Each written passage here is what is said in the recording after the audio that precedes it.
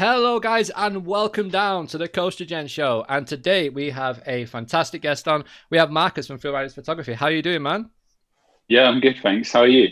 I'm good. It's great to have you on the podcast. Thank you so much for coming on. And also we are joined by Sean from ParkSpill, and we have Mikhile. How are you doing, guys? You all right?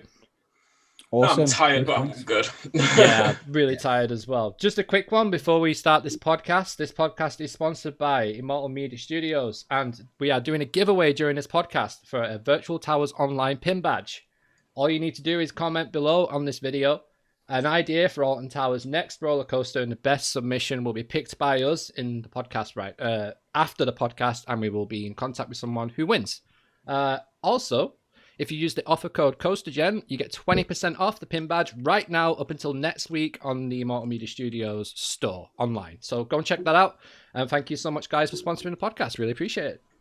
Nice. Yeah, it's good. Someone better say another Rita model. That's what we want. You want a Rita model? Is that what you want? Yeah. Right, so should we just get straight into the news and then we'll get on with talking about Marcus and his fantastic photography and everything what he's been up to? Mm-hmm. So do you want to take it first, Mikhile, with Wallaby? Should we talk a bit about Wallaby and this new stone structure, this Aztec thing that's going on? Yeah, can do. I mean, I don't know if there's any pinpoint news bulletin, so to speak, but just construction.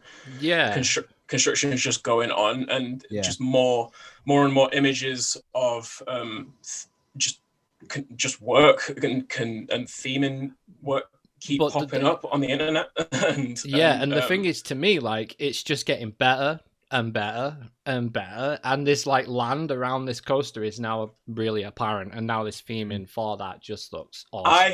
I had no idea that the theming level would be to this degree. They don't normally go that far. Yeah, they don't normally go that far with their play. Like, they do light, not even kind of just like stylizations, isn't it? Yeah, it's more. Yeah, that's a better word for like it, really. icon, basically. Yeah. But this looks like a whole new. I mean, what's next? If this is what they're doing for this coaster, like in that area, what we're going to get some flat rides and some really cool stuff going on. It seems like the park wants to go more in this direction of having just themed areas in general, and this is obviously a hell of a way to start. And just one thing about this newest picture that I've seen today of just like the front rock face of the station. I didn't realize until a little bit later just the scale of the front rock face, because you've got the workers in front of it, you've got the construction workers in front of it, and the thing is massive. It always helps when you get that perspective. Yeah.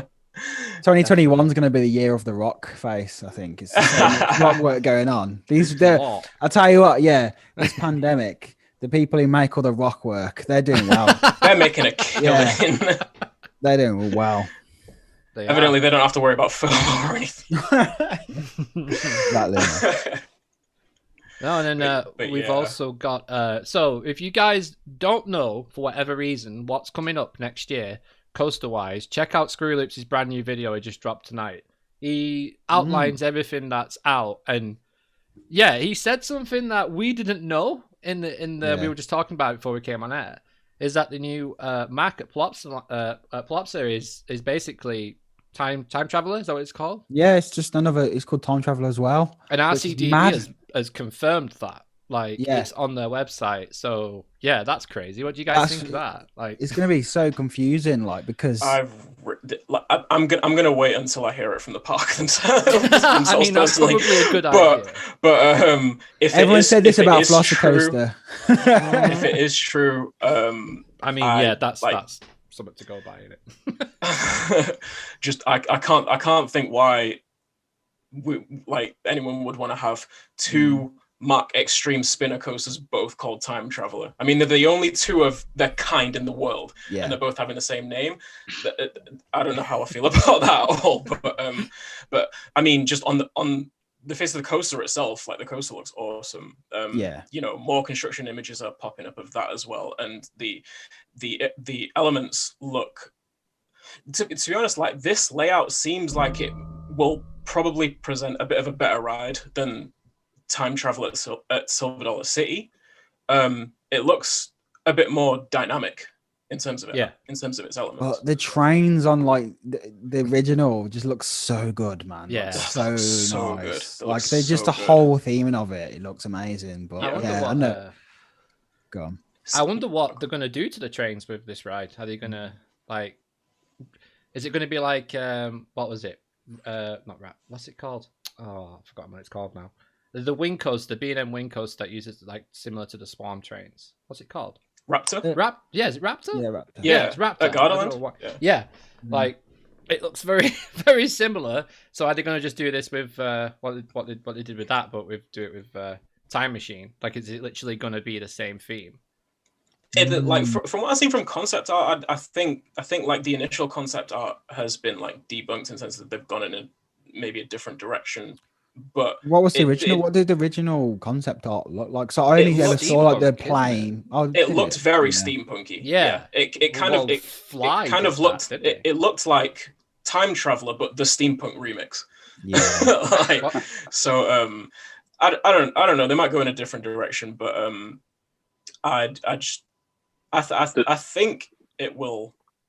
I think with Time Traveler, it's. I love that ride. It's not the most intense ride in the world, and I mean, is any Mac really? But it looks pretty intense. It's fun. It's fun as all hell. This looks like maybe it's like a half step up from it. So whether or not that's reflected in the theming as well, or if it's just the coaster, I guess we'll see. Well, it's like I've only done like the junior version of it, Wind at Toberland, and that was just so fun. So I'm just like, if I can do that but with inversions, for me it doesn't need to be like massively intense. Not at all. But yeah, like I can't wait to try it out. And also, is it like totally free spinning? Like I never knew if it was totally free spinning. So probably not. On Time Traveler, it's a dampened spin, whereas it's a mechanism in each car that doesn't really control the spinning, but just makes it spin not as fast.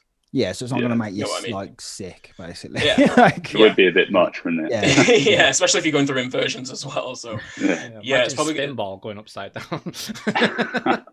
Oh god, that would be crazy. That would be it. Yeah. What else have we got? So we've got we got the Super Nintendo World. I guess we're gonna have to talk about Super Nintendo World, aren't we? Yeah, I mean, just throw it out there. Marcus, what do you think first? We've talked too much. What do you think? We have.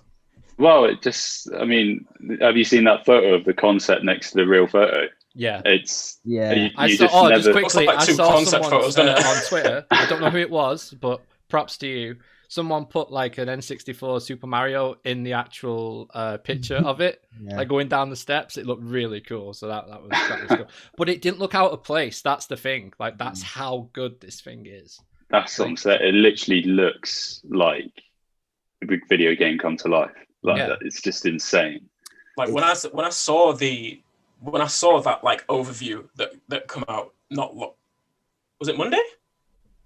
All of that dropped. Yeah, Tuesday. I don't know. Something around like the beginning of this week. When I saw that, I was like, that is more concept art, right? Yeah, it looks like concept. I didn't think it was real. Yeah, if I had seen the actual videos that were posted, I would have thought it. I was like, it definitely like renders. And when I found out it wasn't, honestly, I put it into like a WhatsApp group, and with one of my mates, I was just like, we had like a bit of a debate on it because he's not really into theme parks and stuff, and he's like, "That Sean, that's a render. I know render. That is a render, mate." This guy gives it away. I was like, "Mate, no, it's just the style of it. Like, look, here's the video." And honestly, we got in this. The next day, we were still going on about it. But yeah, it plays your eyes because of how it's meant to look like that kind of style. Without people in it, it's hard to like actually like, I don't know, put it into context really. It's gonna look weird with people in it. Yeah. I just can't wait to see like the first reveal like video footage that anyone films of it, because like the way you enter, you're entering through the the green piping that's in Super Mario games. Oh, really? Is Yeah, that how yeah. you do it? Yeah. That's so cool. You're entering through there, and then once you get to the other side, you just greeted with, like, you enter on like a middle level. So there's loads of stuff above your eye line, and then there's a whole other level below your eye line as well. Yeah. So, like, you're just seeing everything everywhere. Like, that reveal is going to be incredible. Yeah, that's something I really appreciated, and I really noticed when I first went to Fantasyland how they do that. Where when you go into areas, it kind of opens out, and it's like up. You look down and up. So them different elevations make such a massive difference. Yeah, it does look like a similar mode to construction the way Fantasyland did that, and I think that's coming quite a thing right now in the industry. I mean, it's probably a bit of a bold statement, and a lot of people will probably disagree with me, but I think Fantasyland have shown that, like, not only Disney and Universal can do these crazy lands, and it cost them like that amount of money, really. But I think now it's like, I mean, Universal, that they know what they're doing since they did like Wizarding World. Do you know what I mean? They took the gamble. Yeah. And apparently I've read a thing where it was like they made more money off the butterbeer in the first year than it actually cost to did the whole thing. So that gamble paid off. That is crazy. That's true. That is I want that so bad to be true. If that's true, that's mental. Right. Someone do a fact check in the chat. I tried to. This is what we need James for. Yeah. I think Universal Creative in general are just taking a lot of inspiration from Fantasyland, because it is pretty well known that they went out to Fantasyland to check out Klugheim and Taran and talked with the family owners of Fantasyland to just to get a lot of the details. I did not know that. A couple of people who I've spoke to have mentioned that to me, and that the family owners of Fantasyland, I think Islands, or just Universal Studios Florida in general, is like one of their favorite parks in the world. So like to have someone like Universal take inspiration from their creations meant a lot to them. I think. But yeah, like you can see the cues with Velocicoaster within its design and its theming work. They took a lot of inspiration from Taran's appearance, like with the rock work, and then obviously like some of the elements and stuff. So like, how Universal Creative, the part they played in Super Nintendo World, you can see how in terms of like design language, it resembles a Fantasyland area. Yeah, as we've said. So to see, it's always cool to find out about how parks take inspiration and from each other cool in that way. Because you'd think that it would be the opposite. They'd be like, oh no, we're not going to tell you our secrets, but like it's pretty cool. Like we are, like, it's such a good time. Obviously not this year, but hopefully next year is like. But it's such a good era to be around now. We've got all these coasters popping up to be an enthusiast, and all these new additions to parks, and even in the UK, like everything we've had, it's awesome. Like it's really cool. And then step up, definitely. And then when you go, then you just go, over to Europe, and everything is just like everything. I mean, if you go to Spain, you've got Ferrari Land, you've got PA. So that's only 2 hours away on a plane, and then you go to Fantasyland and you've got Fly, Taran, Chapas, Black Mamba, Chapas, exactly. Then you go Wallaby, Belgium now, and you've got this monster that's being put up there. Literally, then you go to Groenland, and then you've got this monster that pops up. It's just incredibly blessed right now. It feels like when everyone used obviously I don't remember the year of the coaster 1994 because I was but I was neither do I. You know what I mean? It does feel like a resurgence. It feels like that, but you know what I mean, and it's kind of like such an amazing time to be an enthusiast when you've got, especially in Europe as well. I think it's good to see more parks stepping up their theming though.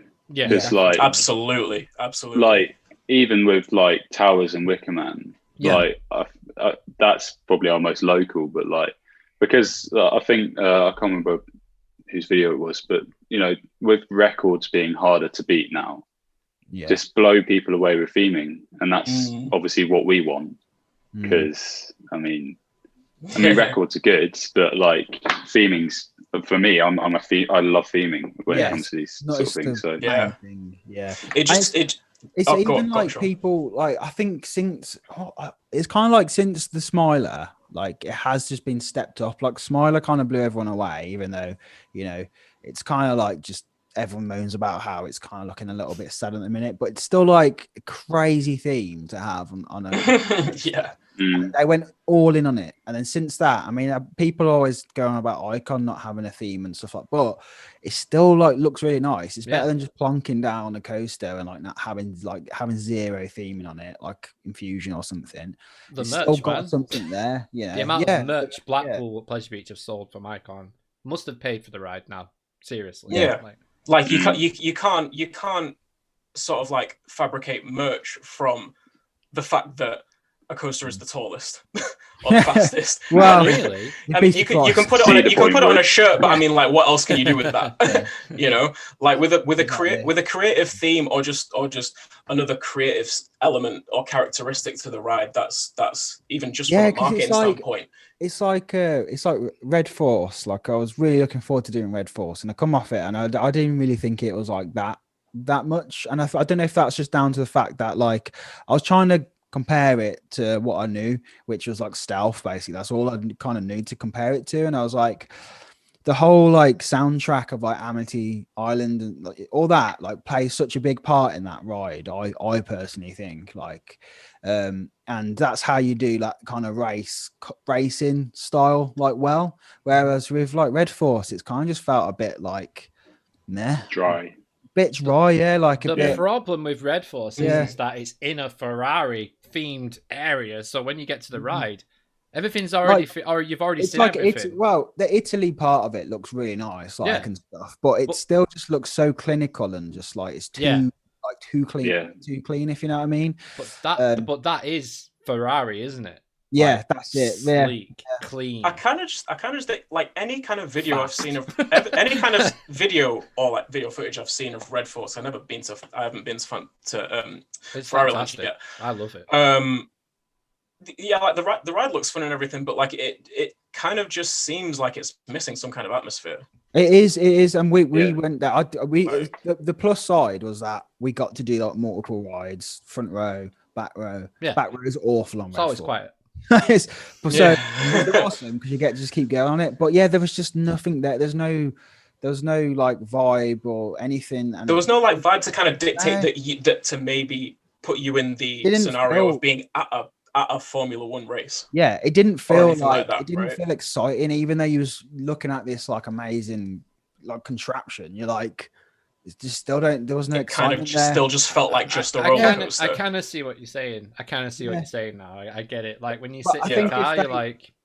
If they maybe opened up, well, I don't know. I think it might be down to the fact that it's like a separate ticketed park.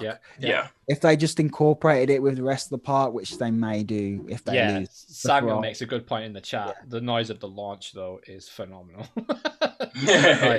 If you stand in that grandstand and listen to that launch go past. Yeah, still prefer the sound of a hydraulic launch, though, gotta say. It still sounds better. So just grids echoing really fast. That's all. Just to backtrack, just a tiny bit. Marcus, the point you made about like going away from like marketing records and things like that, and going to like marketing the theme, the story, going down that angle of being a bit more creative with it. I really think. Like you said, I think it's going to be interesting to see what parks do in that sense, because I think there's so much room, and it's already been established for parks to just be more creative with their coaster editions. And like, it's not the first time we've seen something like this, not even just with theming as well, but just with the nature of coasters as they are. For me, like if you think all the way back to 2007, with the addition of Maverick at Cedar Point. Before Maverick, it was literally like Cedar Point were leading the charge with just the tallest. You had Magnum XL200, Millennium Force, Top Thrill Dragster. They were constantly trying to top themselves with how tall their rides were. And then 2007 comes along. Maverick barely even breaks 100 feet, yet it's to this day, 13 years later, most people's one of the best coasters in the park for most people, one of the top two, because it's so creative. It puts you in it inflicts a whole bunch of different sensations like on your body while you're in it. It's a pretty long ride as well, and it's such a much more interesting experience than just being high up. Yeah, I feel like the mark of a good coaster is like how many people it turns into enthusiasts. That's how I feel like a good coaster is like marked by, because it's like if you look at like Smiler, it has got its world record, the Smiler of its like inversions and stuff. But if it didn't have that theming, do you think it would have that anywhere as much as like the cult following it's got? No, absolutely not. No. Absolutely not. It's all related to the century, isn't it? So it's all related to the theme. All those people in the cult that make up the cult following love. They acknowledge the fact that it has 14 inversions, but they love the soundtrack. They love the twisted theme. They love the sanctuary, like you said, Luke. Yeah. They love the connection to the Ministry of Joy. They love the Marmalizer, don't they? Mm-hmm. Right. So yeah. Sam said first Alton Towers needs to do a theme that isn't dark. I agree.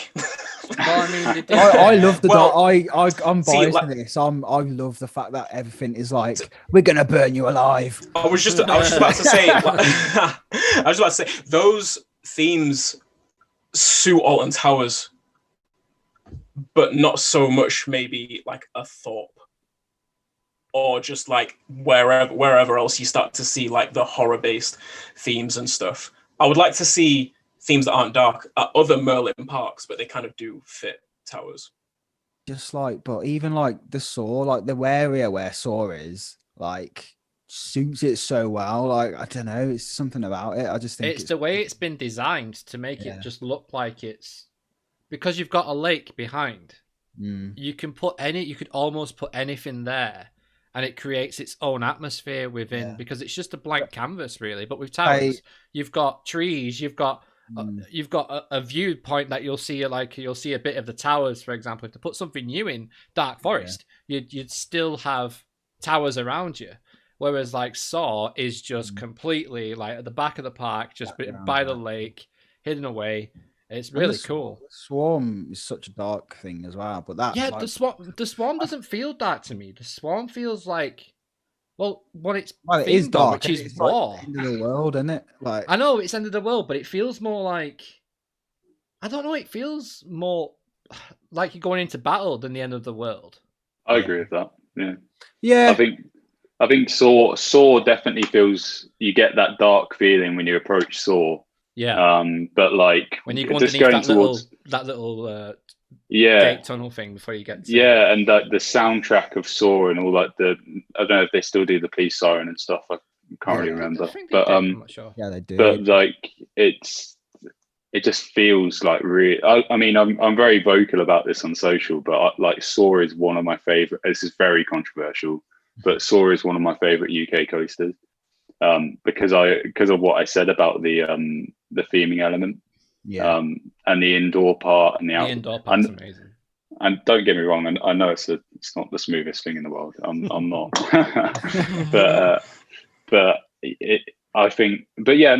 going towards Swarm, it should feel darker than it is. I mean, you've got a crash plane in front of you and an ambulance, and I assume that infers people are not in the best state.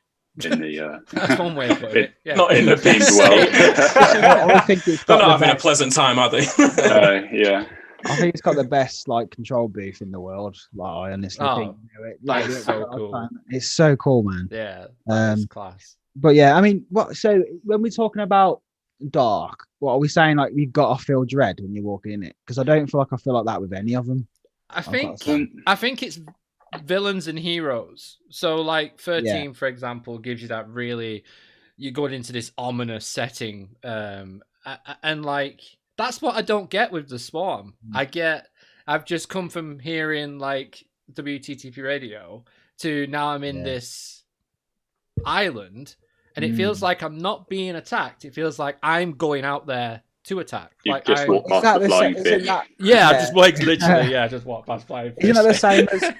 But I guess that's the same as like Nemesis. But then, but I was just going to say, like, then you've got Galactica or Air. Like the whole point of Air was they wanted a hero in the park. They were sick of doing this dark theme, and the concept art for Air was amazing. If you've never seen it, check it out. What they didn't manage to do, unfortunately. But they still produced this ride that was different to everything else that was at Towers at the time.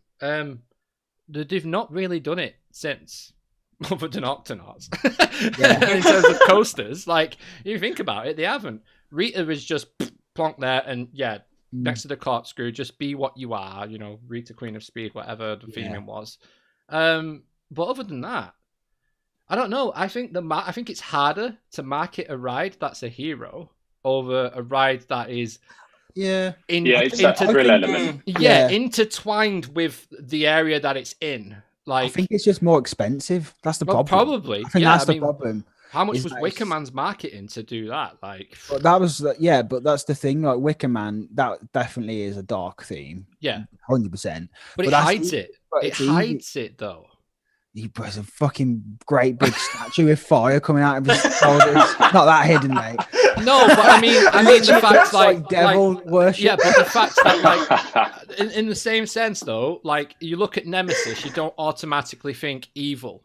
Nah. Like you don't think that. When you look at Wicker Man, the same thing. You look at Wicker Man and you think, oh, it's just a cool wooden coaster that goes through a structure. And then as you go along, then you start to get the vibe. But from outside, I know what you mean with the fire and everything, but at the end of the day, if you were new to Towers, you didn't know what Wicker Man was. If you turned up and seen a wooden coaster going through the fire, you just think, oh, it's just a theming element. Yeah. Let's say there's no pre-show to Wicker Man. That doesn't really tell the story. Like if there's a pre-show, it's massive, and I think that's what gives it away for Wicker Man. Like, because that was my point. I was like, it's hard to pinpoint. Like when you say Swarm doesn't feel that dark, but I'd argue. Also, Nemesis doesn't feel that dark. It feels like no, it doesn't. Because it's almost like obviously there's two different stories for Wicker Man, isn't it? It's either you're riding on the what's holding it down, or that's its tentacles. Like no one can seem to agree on what it is. Yeah, on Nemesis. Yeah. And then with Swarm, I'm guessing you're like the actual like Swarm, aren't you? That's what you're meant to be playing, the part of the Swarm, like you're the aliens, or you're with like what? I'm not too sure about. What I don't know which side, which way it is. In the old commercial, it was like the aliens were like sweeping you up, picking you, swooping down and picking you up. So I suppose you're just being like picked up, I guess. Carried by them. That makes sense then. Yeah. But I feel like they've actually put two and two together with that. That shows how much I take notice of the That's what these discussions are for. I learned something. But like, so I think with Merlin, they tend to pick things that can age well and they don't have to do too much to them. So it's like, you know, with Wicker Man, it's all about nature, like it's wooden. You know what I mean? They can just let things overgrow. Same with Saw, same with the Swarm. They tend to pick them themes that doesn't matter if it's a bit overgrown. Like they can just go, we know that the 13 station's got loads of cobwebs in it, but it's spooky, so we can get away with it. So that's probably it, you know. Like once the fences start to rot away and the ivy starts to climb all over them, it adds to it, and it kind of ages with the theme. It's going to be interesting to see what Wicker Man looks like in 5 years' time. Anyway, that's all I'm saying. With where it is, it's a very dense. Like it's gonna look awesome, man. If it doesn't affect the it's gonna look really grown in around the queue line. I think it's gonna look so definitely. It's gonna look really cool. Because I mean, even if you look at Catania Canyon next to it, that if you look at the pictures of that, like from when it was first built, and look at it now, it's insanely different. Like you wouldn't even recognize it. So I'm really excited to see Wicker Man in the years to come. But as Sam was saying, Samuel, I don't know if he likes being called Sam, but I'll say Samuel because his name. But he was saying like about the light, like why can't towers do something a little bit more light or something? And this is something that we've talked about before, isn't it? I'm not sure. I can never tell if we've talked about it on the show or like an hour after the show when still on talking to each other. But I think they do need to do something like quickly on it, like a dark ride that's based around the power of the towers. Yeah. And they can go proper, like, that doesn't have to be dark at all. That can be just kind of like fantasy-esque. Yeah. If they went for that fantasy route, it would fit so well with the entire place. And it could even bring together all the different sections, like sectors, and explain why everything is the way it is, a little bit like your firework display, you know. Yeah. Explain why towers is the way it is. I just need like one world-class dark ride that costs millions. That's all I need. Just give me some flat rides back. That's all I need. That's all I need from towers now. I need the new version. Just some good flat rides. I miss Ripsaw. I miss Submission. Yeah. I know Submission's a bit like Submission was terrible, mate. Like let's not pretend. I really liked it. Let's not. I really liked it. It wasn't great. It was cool though. I missed it though. It fit the area. Like it fit X Sector. It looked so good in the area. It looked good. Really good. Yeah, but just take it. Take out Blade. Give me a gyro swing. Put something. Put another flat where. Anywhere. Yeah, no, neither do I. Actually, we need to talk about something about Alton Towers. If you don't mind, should we just touch on it? Yeah. What the rumor mill? What's going around about Nemesis right now? About it being down next year for overhaul. What do you guys think about that? So is that like a rumor? Yeah, it's a rumor. Right. That's the first I've heard of retrack. Do you think? Hulk treatment. This is why I wanted to talk about it. It was down for a few days in a row. Like before the I was going there. I went like nearly 5 times over Scarefest, and it was down like most of the time. I went at some point in the day, it went down and then didn't open back up. So there is they've got an issue there. I don't know what it is. Probably just it's old, isn't it? But it's I don't know. Yeah, I kind of want to say like I kind of want to say no. It's not going to be like that's just a rumor. But we all know what happened with the rumor about Valhalla. Everyone was like, "No, true." Nah, it never happened. It's a landmark at Blackpool. Oh no, we're going to change it. By the way. Oh, sweet, nice one. But I don't know. I think Nemesis is going nowhere. Let's be honest, right? Nemesis is going absolutely nowhere. Put Alton Towers on the map after the corkscrew. It's not going anywhere. It better not go anywhere. It won't, and it shouldn't, because it is an absolute quality roller coaster in a quality setting. It's unique to anything else in the world. It is its own thing. You know, when B&M themselves cherish it as one of the best, then you know it's what it is. So I can't see it going anywhere. Nah. If they're gonna close it for a season and do it up, fine, cool. Keep it going, I say. But that is literally my opinion on it. Just keep Nemesis going because it's a fantastic ride. Yeah, I guess what if it does? What would you change it for? Like, let's not even get on that subject. No, it's not. I don't want to talk about that. It would cost too much with the land to change it for anything else. Can you imagine the planning they'd have to try and get there as well? Like just to even try and do anything. I definitely think they'd retrack it if it come to like not having it or just retracking it all. Like I think they would do that. Really, give it the Hulk treatment. I know I joked about that earlier, but well, that's it. They've got the track record. I think exactly that. Yeah. Yeah, because they've got the track record of B&M doing that now. Like they know what they're doing. I don't think it would be. I think it would still be sad because it wouldn't be the same, and I don't think it would feel the same. Because I feel like it is just so relentless now, and that's down to its like age, I think. Can you imagine an opening day for Nemesis? That would be insane, wouldn't it? Though it would be, though, wouldn't it? Like if it's down for a year, they retract some bits, and would it be another cred? That's a question. That's a question for the to ask. I'm not answering that question. Chat, go crazy. I would say there'd be a strong argument for it, more than lightning rod. because lightning rod's definitely not on the. It would feel what? so different. No. It would feel so different. For me, the layout would have to change in some way for it to become a new cred. Do you think that? But they haven't, like, what is it? Virtual Towers Online. Mm-hmm. They were saying how hard it was to do Nemesis because there's hardly any like blueprints left anymore. There's like literally not like they'd have to change parts of it. I'm not convinced that they'd be able to get a, it's not like it's so difficult going back in time at towers. Like it's so difficult. Because the way it's built into like that. I mean, I could be completely wrong. I'm not an engineer, but I was thinking it's not even that, Sean. It's the fact that it was pre-computerized plans and stuff like that. Like it was pre a lot of technology that we have now. That people just take a picture from a satellite and bam, it's on a plan, Yeah. But back then, you've got surveyor points, you have got all that stuff. But beyond that, when they're applying for planning permission, now towers, they have this real strict way of doing it, and they didn't really do that back then. Like the mine train wasn't even a thing, like on planning. They did it as they were doing Catania. I thought you were going to say it doesn't exist. I was like, no, but it it exists. back then, it wouldn't have. What if I ride it Catania Canyon? Yeah, it wouldn't have bothered. Someone could have walked around it and gone, "Oh, you've just put another ride with another ride." Oh, fair enough. Yeah. Crack on. Like now, it's like, no, you can't do that. It's like Blackpool, how like someone's granddad just made the Grand National. You know what I mean? Like some of the pictures from Blackpool in the past. I forget what group it's called. I think it's Blackpool Pleasure Beach Archives or something on Facebook. But some of the pictures you get on there, like it's literally a beach. Like there's a wooden coaster on a beach, and that is Pleasure Beach. Like it's mad, isn't it? Really? Yeah, it's crazy.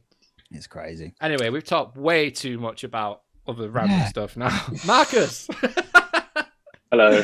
Welcome to the podcast again. I'll just give you a quick introduction. So we got Marcus here from ThrilRiders Photography. Over 10,000 followers on Instagram with your daily uploads of coasters and rides across the theme park industry. Dude, how did it start? Like, how did you just, you know what, I'm going to upload daily to Instagram. I'm going to just...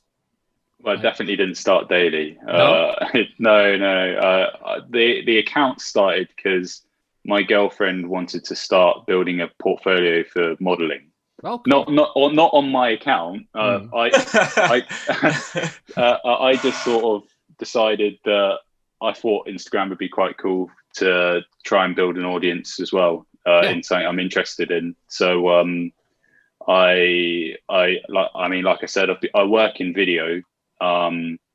And because I had SLRs and stuff like that, and lenses and stuff, I just started taking pictures. I've never been like photography trained. I'm sort of self-taught, I guess. But cool. I started taking pictures and sharing them. The daily posting started when I got enough photos to do that. Yeah. you have to, I built up a massive just library. I went to all the parks for the first time, literally just, not for the first time ever going to the parks, but like the first time going by myself. To specifically take photographs of rides, basically. Yeah, I'd never been to a theme park by myself. And it was weird, but I gathered thousands of photos, and then over the course of however long, it just gives you content to post. Yeah. So that's how the daily posting started. And there's still people that message me thinking that I'm there daily taking those pictures on a daily basis, which is not quite how it works. It's just a Lightroom absolutely stacked with photos. You just pick one out every day and just like go through it. That's what I do. Yeah. That I started doing that during the first lockdown, and I was like, I've got tons of photos here. I'm just going to edit one a day and put it out, and that's how I like just cracked on with it. Well, obviously, it's fallen off the shelf a bit with doing other stuff now, but that was what I did, and it's a good way of doing it. Like, spend a year taking photos, gather them all up, and then you've got a great library to choose from. Also, you've got different rides from different parks at different times as well, which is also, it always grabs people a bit more as well. What do you find is an interesting question for you in terms of UK coasters? What do you think gets the most engagement Smiler and Stealth. Yeah, I was literally. I was thinking Smiler as well.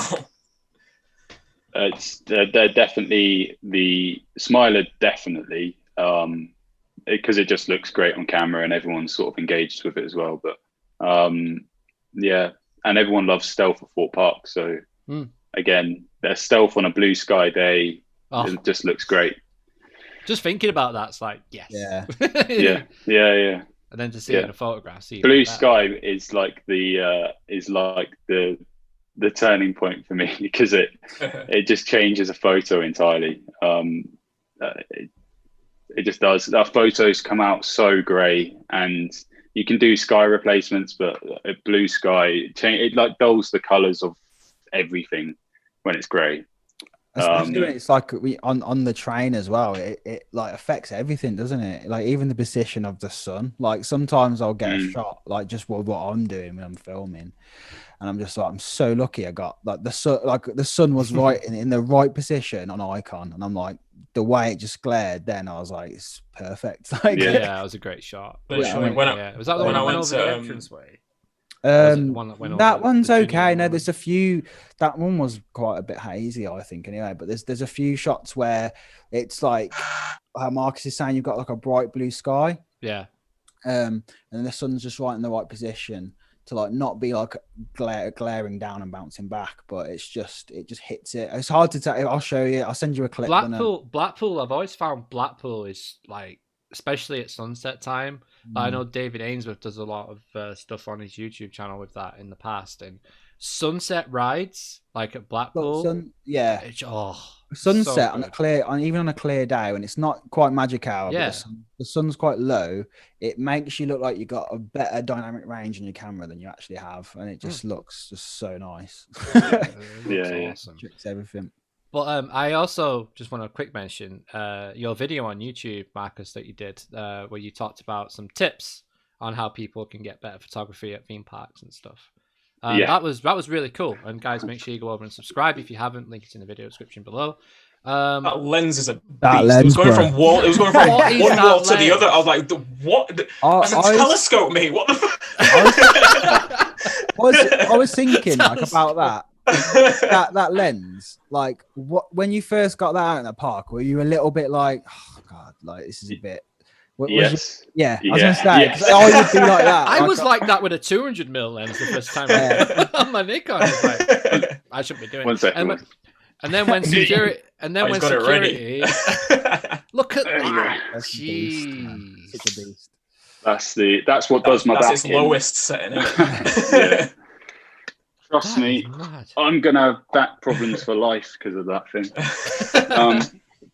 There is a feeling of do I feel dodgy taking this lens out in a theme park, especially if there's like children about or anything. I do sort of think about that, and I'm not even allowed in Pleasure Beach with that unless I contact them prior.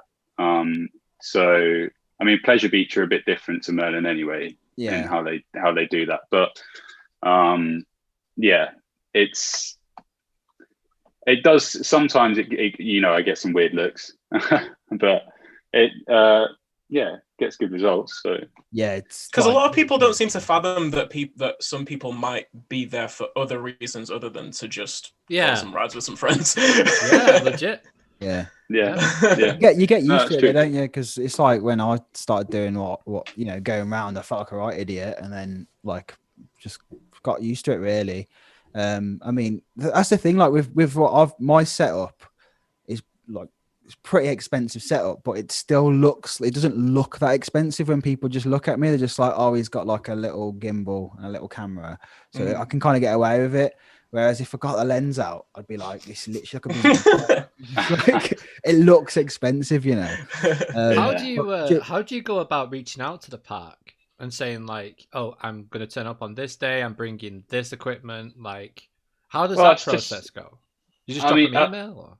Yeah, I mean, at the start, it was like just Googling the press office for whatever park. Now I have a lot of them, like I've talked to them quite a lot. I've worked with them, which is cool. Yeah, that's really cool. It's if anyone's thinking about doing that, it's really easy. A lot of them, and they're just people at the end of the day. They're just nice people. They shouldn't be scared of them. That it's just another person on the other end. I think a lot of people forget that, thinking that it's just a big company or something like that. But you meet some of these people that run the social media accounts, and they're just really, really nice people. So can confirm, yeah.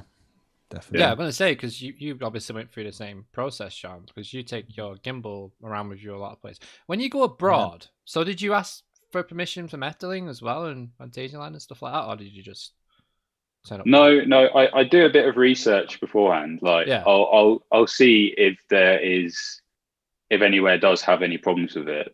If there was anything that did say like, we do have some problems with this, that's when it's good idea to drop an email. A lot of parks I've started more recently reaching out regardless, just because a lot of the time it ends up in free tickets and stuff like that, when they see what I can do, because on their end they're just getting some free photos, and they don't, a lot of parks don't care about the day, isn't it? Yeah, a lot of parks don't care about having to like at credit if they want to share it on their socials. At the end of the day, it's the price of a ticket is nothing in comparison to what it would cost to bring in a photographer. So, I mean, this year was supposed to be totally different for me as it was for everyone. But I was supposed to be photographing out in Gardaland. I was supposed to be shooting out to Leesburg as well. But it's just all not gone to plan. But the world said no. Exactly. So but everybody. I don't. At the end of the day, we're all in the same position. I don't moan about it. In fact, not many people do know that I had that stuff planned, because it's not. I'm not really about sharing anything to bring people's spirits down, I guess. So I mean, at the very least, that's obviously that's connection that you've made with those parks for an opportunity that could represent itself in the future. Definitely, isn't it? Oh, it's not like that opportunity is just now gone forever because of COVID. Like, that's probably tasty come Helix around posters. Again. Can't wait for that. Maybe that'd be sweet. But no, it's crazy. It's always one of them. Like you say, it's right. Like, literally, just reach out. If I'm not sure I got what my Bixby just went off. Sorry about that. You're not sure what I meant. Here's what I meant. Someone pick up, please, and I'll sort this out. Well, that's kind of like when I did it. When I started vlogging earlier this year, I had like 10 subs, and when I messaged the parks, they were all like wow nice about it, including Blackpool. Blackpool are like really funny about it. Like, even though I get a media pass to go in, I'm still approached probably every time I go past the security guard, they go, "Why have you got that gimbal?" And then I have to show him. Like, literally have to keep showing it to everyone. So they are really like on it there, more than any other place. But like I say, like I didn't have like, I mean, I'm still a small channel now, but even back when no one had heard or there's no footage what I'd done out there, they were still like more than happy to be like, yeah, just here you go, here's a pass. I mean, we was escorted in the park like when we got our pass for the first time. So it's like Marcus said, like, just approach them. They're very nice. Unless you probably approach them in the wrong way, then just be nice, and they'll be nice back to you. Yeah, pretty much. Like, that's the experience I've had from parks as well. Like, even just trying to get on press lists and stuff for the Facebook page and for the YouTube channel in general. Just reach out. I literally sent 50 emails out, I think, like, just to parks, just say, look, I'm sick of reporting secondhand information to our followers. I would really like it if I could get press for CoasterGen, so I can put stuff out there, like, just for people to know straight away. For example, our first press ever, was the first press release for Gangster Granny. And when we put that out on Facebook, I was like, yes, proper information from the park. There you go. And everyone was like, the interaction rate just went so high because it's like real time information that's just come from the park. It's really cool, and we're so blessed to be able to do that here at CoasterGen and across all our platforms. It's fantastic. So thanks to the parks, like, for embracing social media pages and content creators and stuff. And we've talked about it a lot this year. The amount of engagement with social media and content creators that the parks have given is it's awesome. Like, I hope it continues. I mentioned this last week when we had Kieran on, and it is literally because they're all like the same age as us. They've grew up the same as us. Yeah. They know how social media works. So why wouldn't they? You know, exactly. So that's what we're starting to see now, is like it's embracing it more rather than being like, you know, especially for this year as well. I think they've looked at it and gone, well, let's collaborate with people who are already making stuff for us. You know what I mean? Like, it's a no-brainer. So, like you said, the passion's there, isn't it? And that's the difference. That we mentioned that last week, but I just thought I'd bring that back up anyway. Should we go down south a little and talk about Portland's Park? Like something you mentioned to us off air that you might be allowed to touch upon. I'll leave you with that one.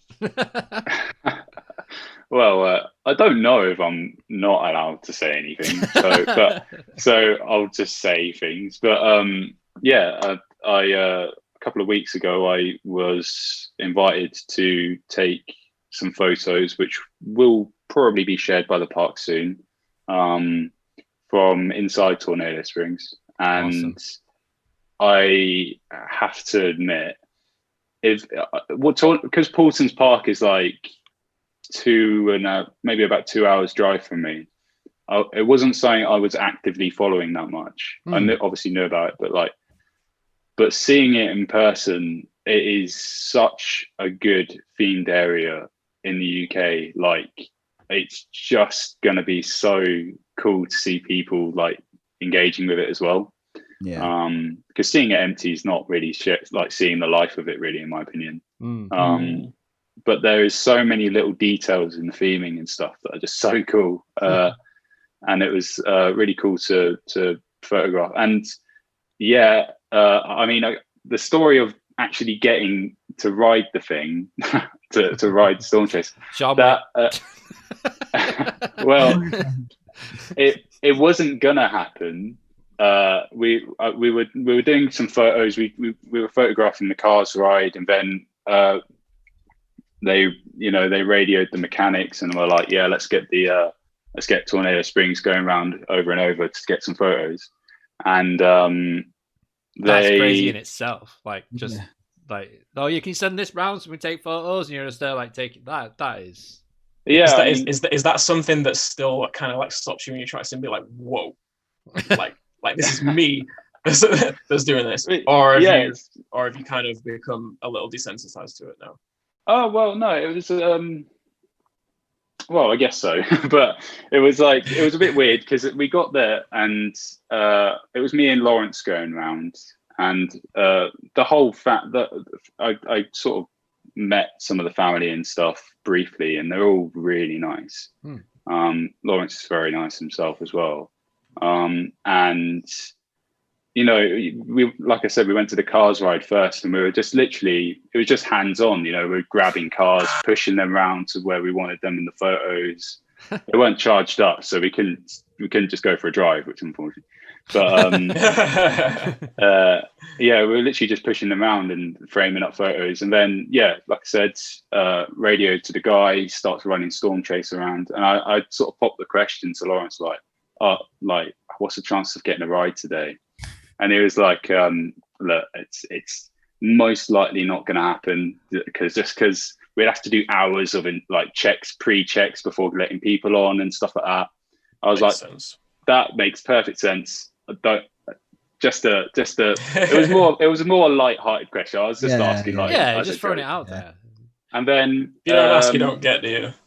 No, exactly. And then so we did that. We did like the Towers ride, and then we did the Cyclonator, and that looks really good. That's going to be a really good thrill ride. It looks awesome. Yeah, and then I was in like the op cabin with the mechanic there, and because I was photographing from his door because it was a better view, and we were just chatting, and he was like, "Oh yeah, have they not let you have a ride yet?" And I was like, "What? I'm storm chasing? No." And then he was like, "Oh well, come on then, I'll get you on." I was like. So I was like, well, you know, they said about pre-checks and stuff, and he was like, "I've already done the pre-checks. It's fine. Come on." Brilliant. So then we go over and go for two laps around, which is nice.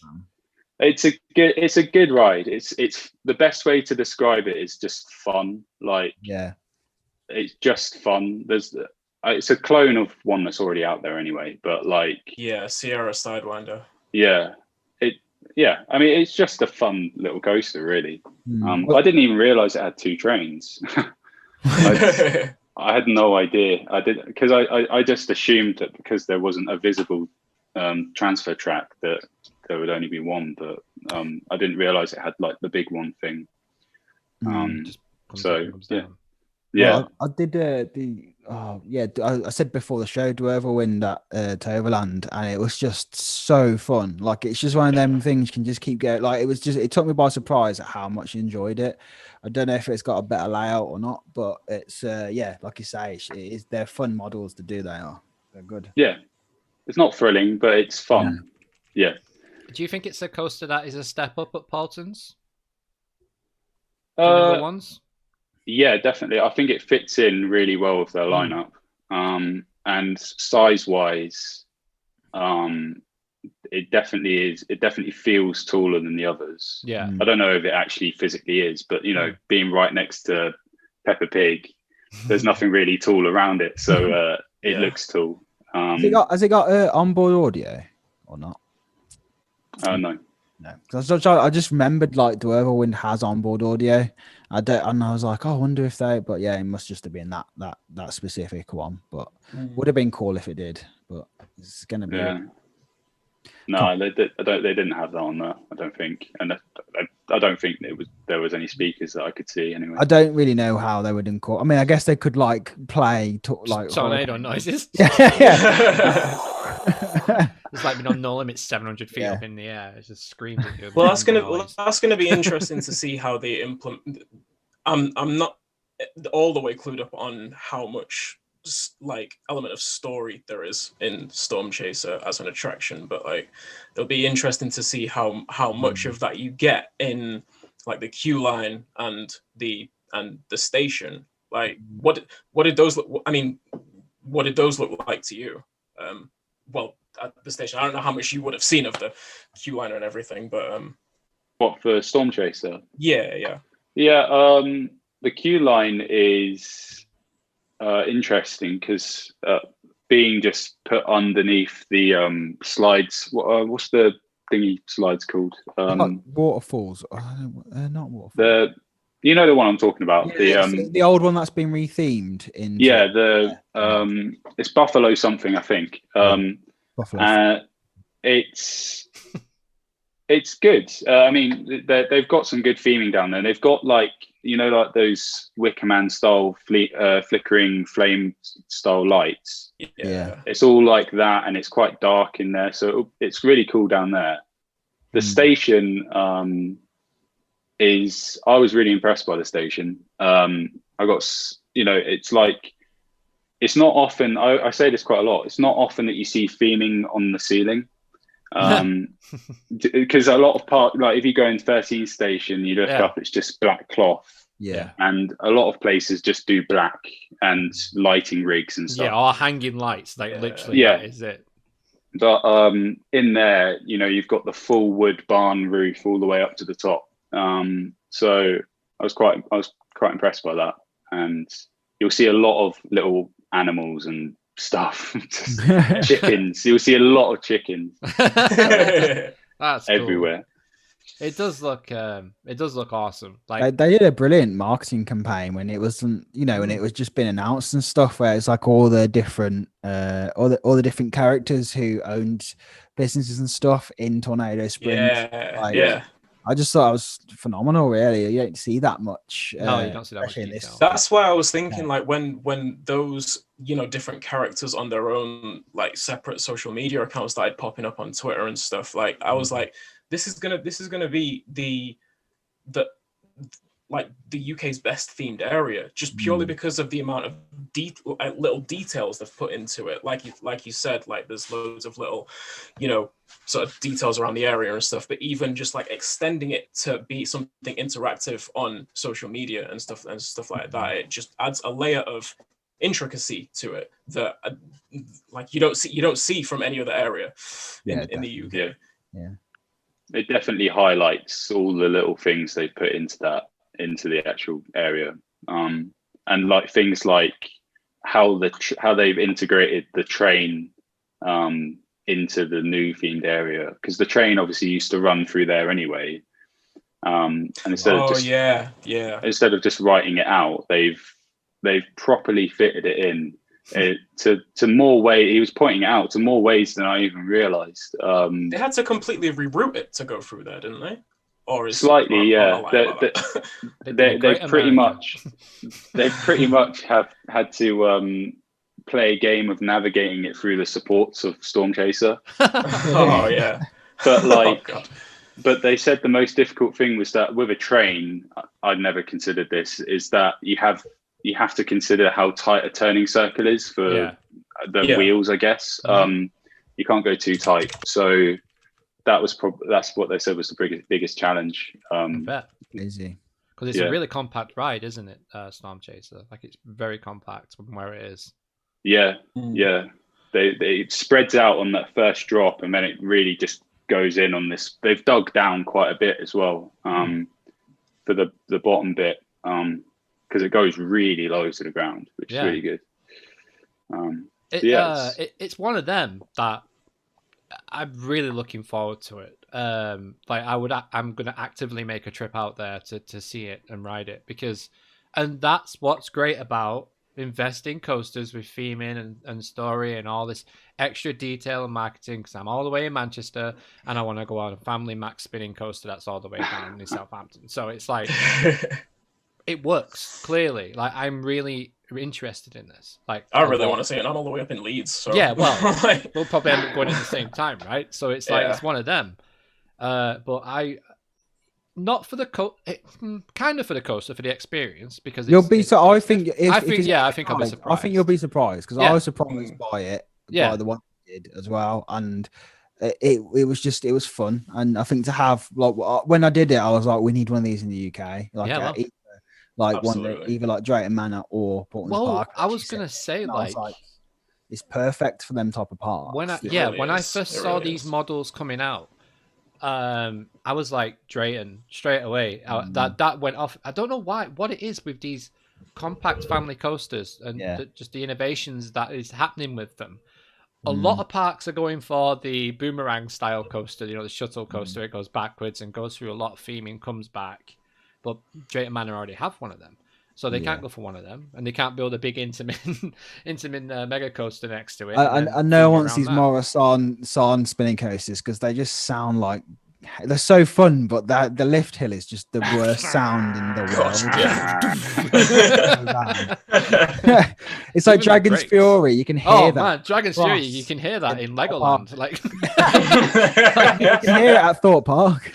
Seriously, it's loud. It is like funny story. Me and James went on Dragon's Fury. We went down with Towers Times and South Parks, and we were down there, and we all like completely marathoned this thing. We had ERT on it, and we had one ride where the ride made that much noise on the final break run. The mechanics came out of the shed to look. Really? They were like, "What was that?" And me and James were like, "Whoa, what have we just done?" Yeah. The spin we had with, like, the little bit as you come back through the little gardens bit, we were going. It's like It's such a bang. good spinner, like especially if you're on one side, yeah, no one else on the other side. You get such a good spin on it. I love it. That's what we did with Spinball. Was in September. Like you can get a really good ride on Spinball. We had a group of us, and we had some really tall guys and some really like much smaller guys as well. And we like put two taller guys on one side and then one of the smaller ones on the other. The spin, aerodynamic spin was just the spin was silly, man.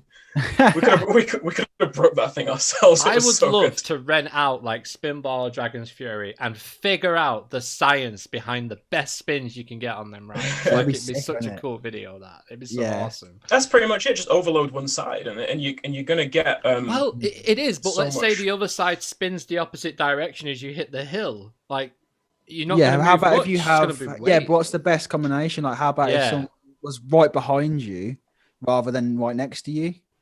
You're gonna get a better spin with that. Yeah, maybe. But you've got the looseness then of how like greased up the train is and stuff like that. You can say people there.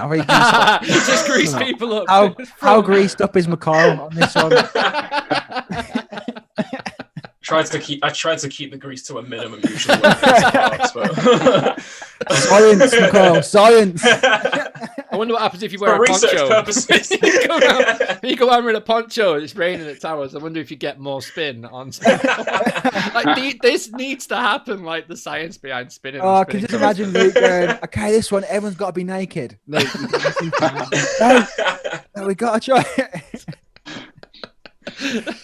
I mean, next season, it's so funny. Like, there's got to be a way. Like, if you could just get like an hour on Spinball, with an hour, just 10 of you on Spinball, like you'd have to have different weights, like different like weights and configurations with them weights. You'd need more than an hour. You'd need like 2 weeks. Yeah, probably. I was just about to say that would be quite the fun ERT, wouldn't it? Yeah, can you imagine? Isn't Spinball open for the Christmas event this year? Spinball's open, isn't it? Spinball Wiz is open, I think. I'm not sure. It normally is. I'm sure I've never been. It's just that section of the park, isn't it? I think. Yeah, I would like to go to that because Towers at Christmas it's looking really cool. What I'm seeing on social media from people. Yeah, because we tried to like. We were like, we're not going to go to the garden thing because we'd been so often. We was just like, let's just give it a rest now. But then we saw the pictures and then I was like, we're going to go. Actually, we're going to go, yeah. Yeah. But this is like last week and I didn't know they'd stopped or they stopped it now. I don't know. I don't know what the situation is. I literally went on there and I couldn't book. I couldn't even book like non-pass holder tickets. I couldn't book it at all. So there is no pass holder ticket booking either at the moment on the site. For even next year, like there's nothing on there yet, so yeah, that's going to be interesting to see how that pans out. But hopefully, Blackpool, it's so early in the year, isn't it? I'm like, I don't want to get my hopes up, but like, there's so many people. Yeah, I feel like it just depends how bad, like, you know, with the whole situation, what is the winter going to be like? I guess we won't really know. They're saying like January could be like worse, but it depends. Like vaccines, like what this next week? There's that rumor in like apparently some people getting vaccines next week. So it seems that way. I mean, I'm gonna be like, you know what? I don't care. Just shoot. Just put it in there. Let me just get on a plane and go like where I want to go. Just running over to inject it. Drive-through injection on the way to Italy. Rat them off. It's crazy. But just going back to spinning on coasters, I know I'm just a bit of a tangent there, but what was Tornado Springs like? Storm Chaser like for the spin on it? Was it aggressive? Was it relaxed?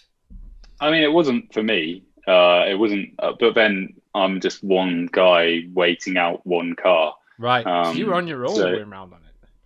Yeah, well, Lawrence was in a different car because of social distancing. Yeah. Of course. And I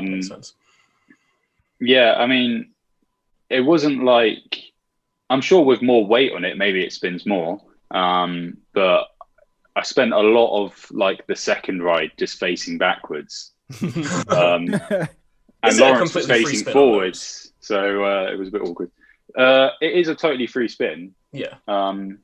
Like completely loose. But I just don't think I weighted it enough to warrant like crazy spinning. You need at least like 2 of you on one side to I've done Sierra Sidewinder, but like 9 years ago, so I can't really remember it that much. But and yeah, like I think with a coaster like that, it like you could warrant free spinning on a family version like that, like we were saying, like on something like the Extreme Spinner, where there's higher speeds, more forces, inversions in there. You wouldn't really want free spinning on an experience like that. Nah, but yeah, I don't think you. I mean, it would be interesting, but I don't know if what I want from a coaster is like waltzers on tracks. Like I just don't think. Yeah. A lot of people were saying Icon, weren't they, about these new Mack trains? Yeah. And I'm just like, straight up, no, don't. Don't fix what isn't broke. Like I think with a spinning thing, it has to have that in mind for the spinning to work. Surely. Well, I think that the concept they showed, they took out 2 rows just to fit 1 row in. Yeah. How are they supposed to do that? And like, so you'd have to have like trains built in mind with that, I think. Yeah, definitely. Not just to add them to pre-built ones. But that's what they said though, wasn't it? They said on the Twitter, they said they can be in what's it called? Retrofitted onto.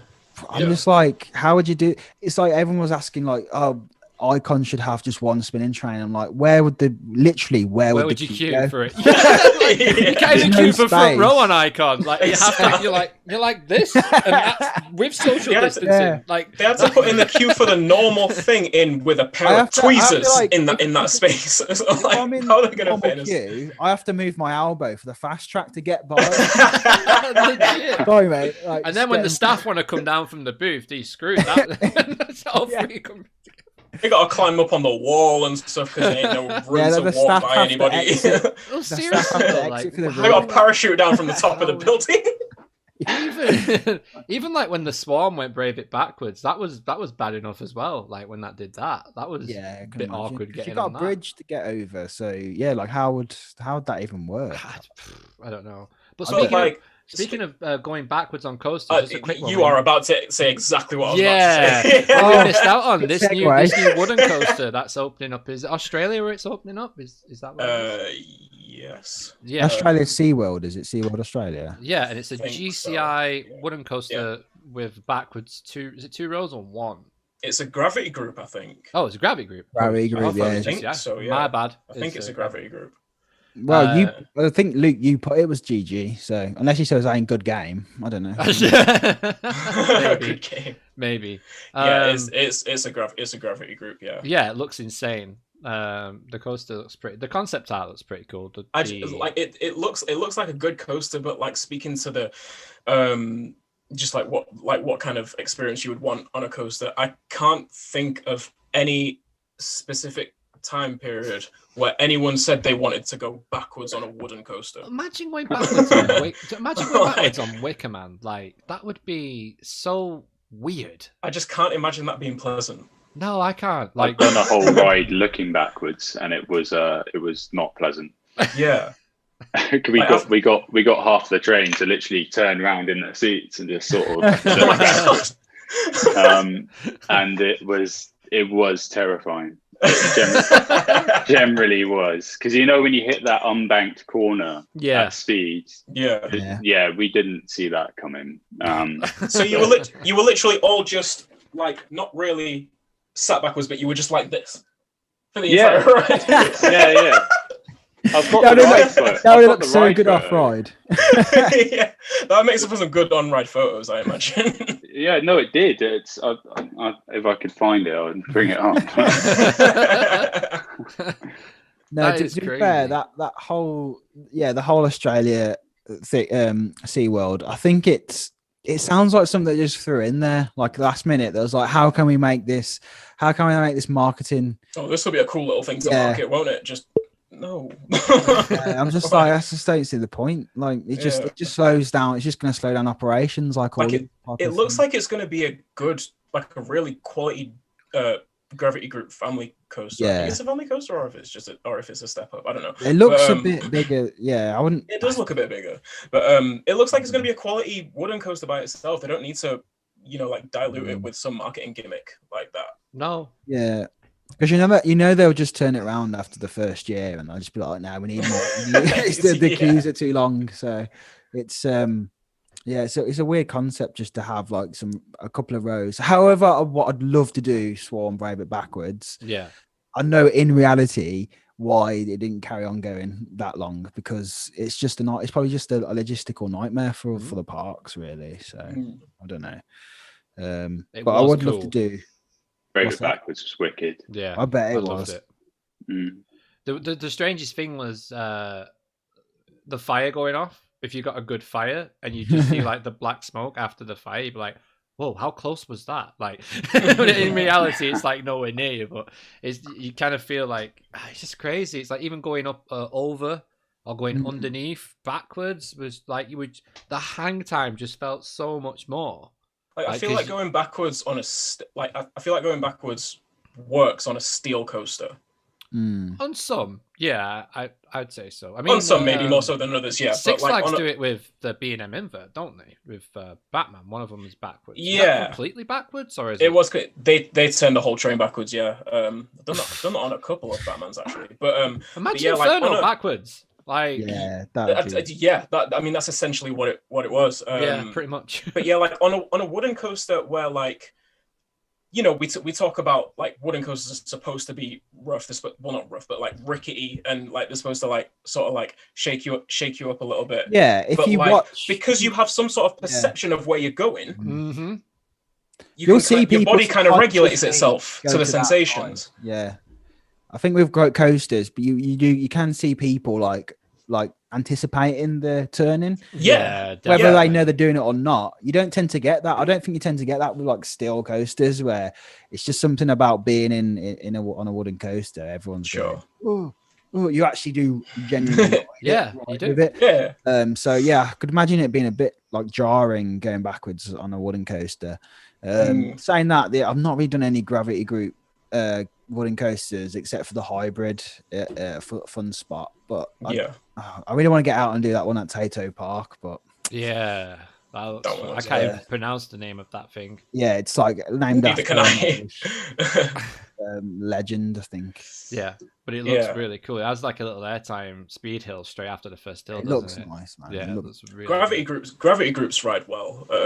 They ride well, and they're well designed, and they profile well in their elements as well. But it still feels like any other wooden coaster. I don't really think they have like a as much of a distinctive feel as GCIs do. But you're getting a pleasant ride. You're not getting just an absurdly. Well, the comparison I made when I did their Gravity Group hybrid, I was like, when I did it, I come off it, I was like, it felt like if like GCI did like a hybrid, which they're obviously planning on doing, just how like whippy it was. I don't know if that's just like something that they do on their other wooden coasters, but just the way it felt, I was like, this is how I can imagine. Yeah, like was that Mind Blower? Mind Blower, yeah. That thing. It's mental. I was not prepared for it. No, it's such a random place in the world as well. Yeah. Like just a fun spot. It's just like it's nuts, that thing. Have all three of you done Mind Blower? I haven't done Mind Blower, no, but I know I was expecting to, like this year, but it's crazy. I loved it. I went on it. I looked sort of right, and I was like, it looks so janky, and then went on it, and it's just like so good. And then you can ride till like 1 o'clock in the morning at Fun Spot. Yeah, Fun Spot stay open late, don't they? So it was like got so many night rides on it. Just kept doing it, and it was just better every time I did it. And it's just insane, That's crazy. So, in terms of the highlights, Marcus, this year, then what have been your highlights? Oh, Poland, going Energylandia. Yeah. That's been a lot of people's highlights, to be fair.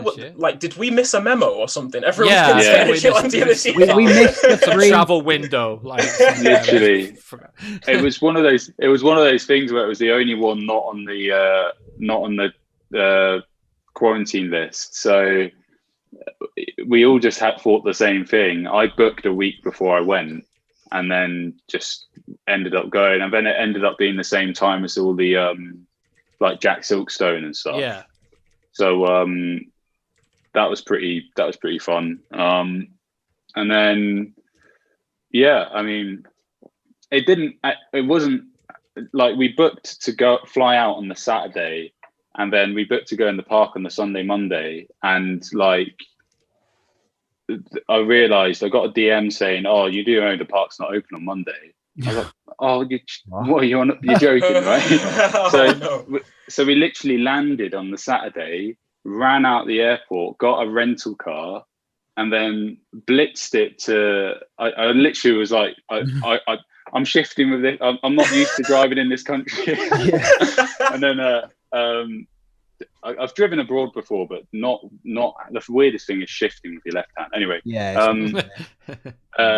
but it was amazing that we actually did do that in the end, because the Saturday was beautiful weather. It was when I took that, and literally it was beautiful weather, and then the days following were just grim. So if we hadn't have done that, I wouldn't have got any usable photos at all. So, well, I would have got some grey sky ones, but I wouldn't have been happy with them. I remember when you were like, it was like a week before, and I remember you saying like, "Oh, guys, forecasted to like," I think you posted like a forecast or something. Yeah. And I was like, "Shit, man! Like, I feel for you." But you had like, it ended up being decent then for you.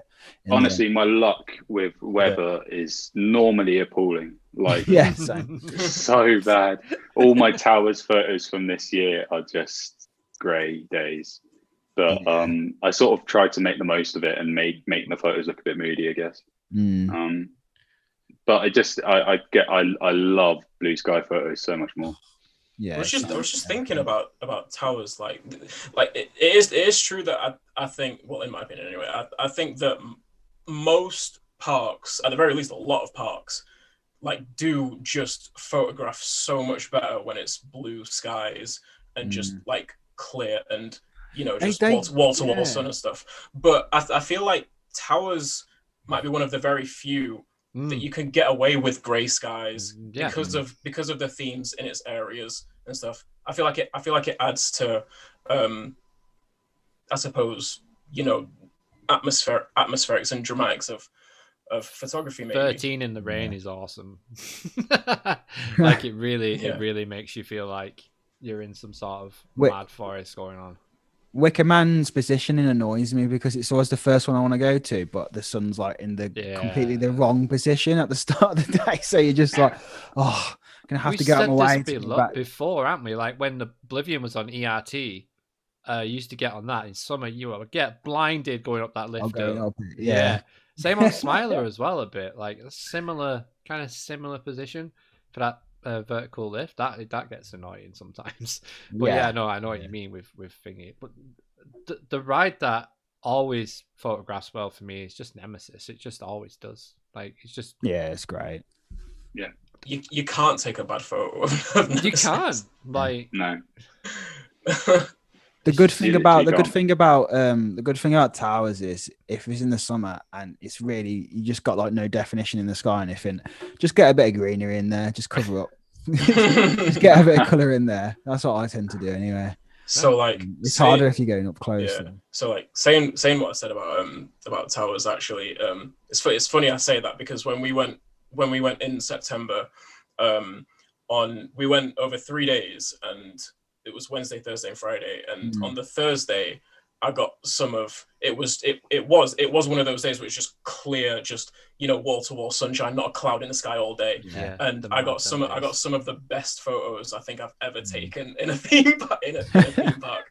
and like we were, it's funny because like we were sharing them in the Discord in the days after and stuff, and we were just calling all the ones of Smiler and Oblivion and stuff that were just completely clear blue sky. We're all just calling those Thursday photos, like saying hashtag Thursday photos and stuff. Because they just came out so well, and I posted a few of them on Twitter and stuff, and like they were all from the same day. I just got to nip off for a sec, guys. Okay, no worries. So in terms of what we had a question before, what has been your favorite ride, a coaster to take photos? Oh yeah. What ever, like any coaster?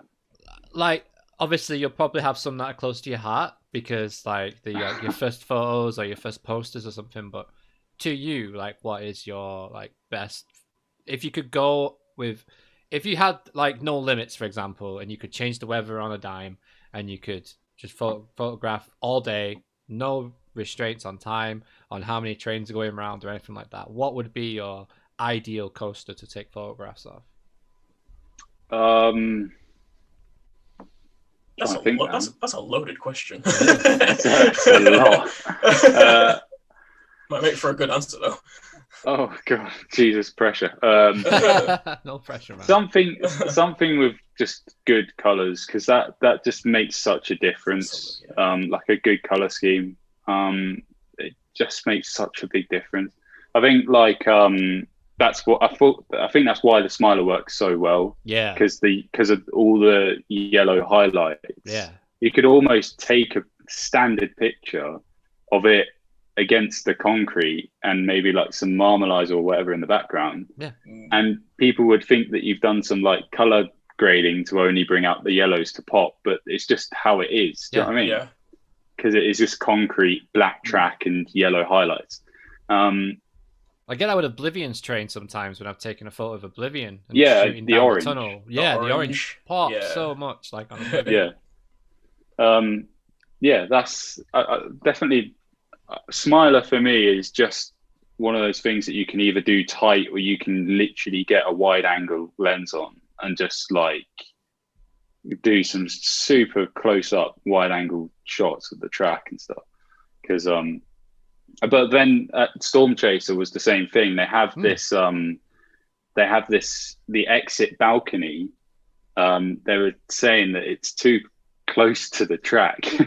Like there's literally a swooping turn which comes by the station overbank, and I reckon I'm quite tall. I'm 6'4". If I like put all of my effort, jumped up, I reckon I could have given the track a tap. Really?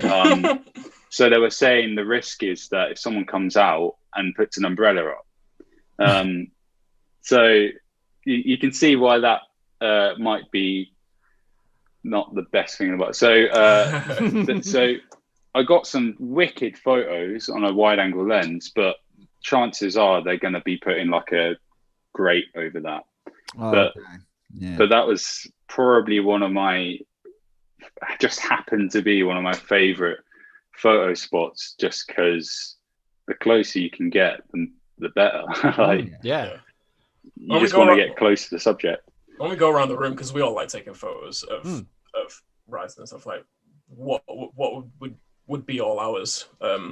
Our favorite coasters to take photos of. I would love just unlimited time at Nemesis to get the perfect shots, man. That would just be that's it. Nemesis. Nemesis for me. Simple. There's one thing with me about Nemesis that I really personally really bugs me, and that's I'm not the biggest fan of green in photo. I know that sounds weird, but I really like most colors other than green in my photos. I don't know what, I think it's just a muddy looking color. Just go in March, you'll be fine. Like, there won't be any greenery. It's just twigs. Perfect. Go on, Sean, you got one. What are you saying? What I love taking photos of the most? Or... Oh, so my question was, I think you might it just walked off a minute. I think it was, I said if you had unlimited constraints, to one coaster. Like you could change the weather on a dime, you could change the time of day and everything, but you could be there a limited time. What coaster would you want to? For you, what coaster would you want to film, or even for talking? Big question.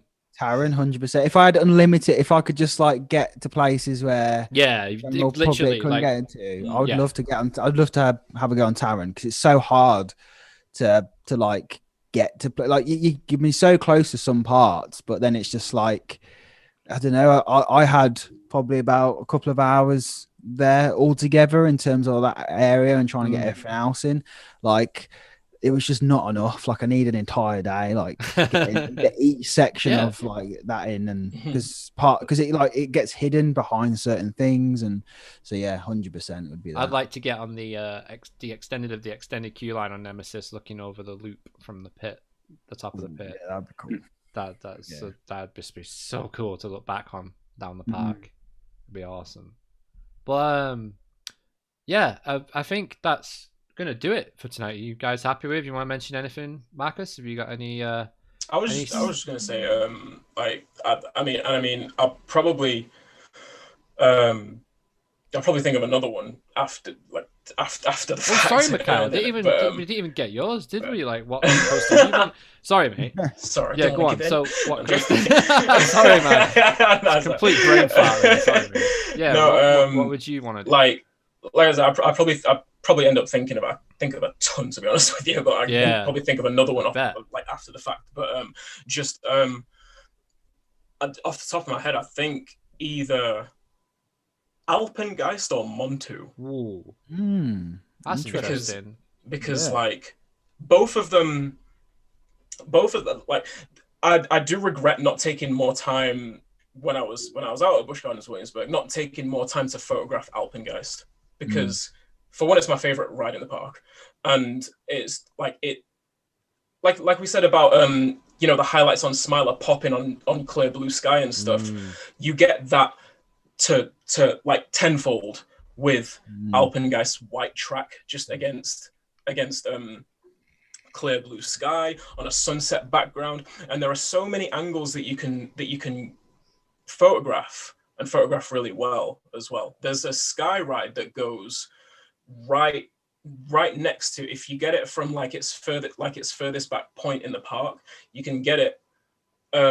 It goes right next to Alpengeist drop and loop. Oh, and you can get some awesome pictures. Marcus, you would love it. like Noted. You can get some absolutely awesome pictures from like various different points just around the park of Alpengeist and from Alpengeist's plaza as well. And then Montu, that dark blue of the track, and then like the accents on the train and stuff, they pop so much. I would love to photograph those. I could probably reel off a few, but like those two come to mind. Yeah, I mean there's loads, man. Like obviously who won't want to be in a park when like you've got unlimited everything to it. Like it's just a dream, isn't it? Like and it's really cool. I guess what Marcus said about coasters that have really really vibrant colors. Yeah. So like Gatekeeper at Cedar Point as well. Nice. Yeah. Yeah. Something like that. Yeah. Because I'm thinking like there's so many coasters, but then it's like I loved so much being able to like, I think I'd probably prefer to be able to go through like more I want to work with more scare mazes, because being able to do the towers scare fest stuff and going through a maze and being able to like just, oh, can you do that again, and like direct them, that was like so good, like and be able to light everything properly. Like I think I'd probably take that over like, and it sounds stupid, but access to like full access to any coaster, just being able to do that was just like so cool. So yeah, I'd probably if we could get into like Extreme Scream Park and do some of them, do the village and just take some I still think of Resident Evil when you say the village, like mate. I still think it. I feel like I was living it when I went. I can't wait for next year's scare events, man. It's gonna be so cool. It's gonna be awesome. We're gonna get out to so many next year. Like it was difficult this year with everything going on, but yeah, it was next year is going to be hopefully, fingers crossed. Fingers crossed. That's it, isn't it? Like we just have to grin and bear it at the moment. Well, let's hope Blackpool happens, and let's hope the rest of the season happens after Blackpool, like this year. Yeah, right. Yeah, because Blackpool was like such a cool event. I don't say it's an event. The opening of Blackpool was awesome. It's always an event, and it was like yes, mint, and then everything happened, and then even the Towers opening didn't feel like it felt weird to be out of your house. It was like it was strange. It was so much so quickly, weren't it? Yeah, it was. It was then from like nothing to suddenly like being surrounded by like hundreds of people. Yeah, like even when you went to Fantasyland, you was like some guy got in my boat on Chapas, and I was like, oh man, that was like the weirdest thing ever. I felt like it actually like, you know, I don't know, like nearly turned into a Merlin mum kicking it. Literally, it's like it wasn't the fact that he got in our boat. It's the fact that, I mean, anyone been on Chapash will know how like cramped them boats are. Yeah, those boats are not spacious at all. He was like touching my leg. I was just like, we're touching skin and we're strangers. Like this is not allowed, but it was too late. Yeah. Literally violated. That's how I felt. Oh, that's mental. But yeah, it was crazy. But hopefully, and let us know in the chat and know in the comments as well what you're looking most forward to of the 2021 season. We're going to be doing like a big roundup podcast, I imagine, at some point. What we're looking forward to the most next year. It's going to be a long one because there's so much to to get in. It's going to be crazy. Imagine if we can start like actually flying next year. I reckon. Do you reckon it'll be like well expensive flights? Because I think it will be. I think some airlines will jump on it. Like I think the demand will be there. So that it will just go through the roof, man. And we just opened our leisure centres up yesterday, and they were absolutely rammed.